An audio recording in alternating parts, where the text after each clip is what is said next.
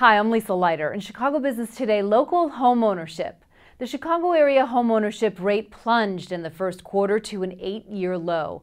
The percentage of people who own their own homes fell to 67.4% in the first 3 months of the year. That's down from 69% at the end of last year, according to a survey by the Census Bureau.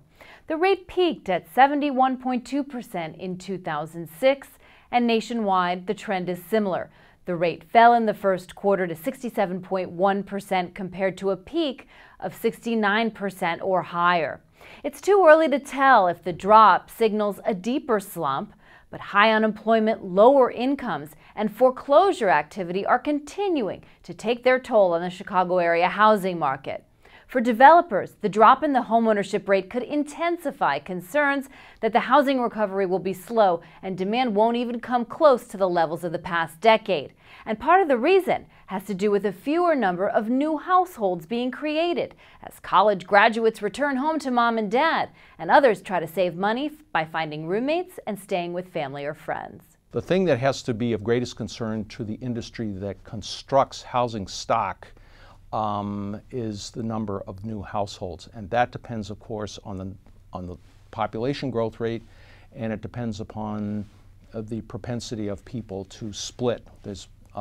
To split off. Barnes says far suburban areas will rebound faster than locations closer to the city, partly because of lower price. The home vacancy rate in the Chicago area edged up to 3.2% in the first quarter. That's off its peak, but it's still higher than it was a year ago. Now, that rate can be affected by foreclosures as people are forced into apartments.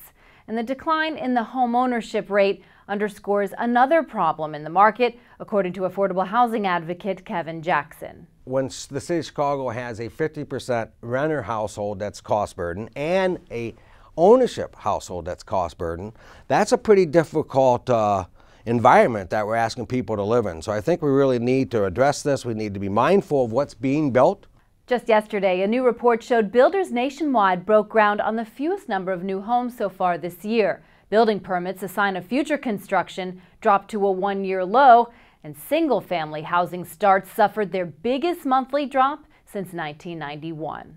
Well, that's this edition of Chicago Business Today. For more on this story, be sure to check out ChicagoRealEstateDaily.com. Thanks for watching. We'll see you tomorrow.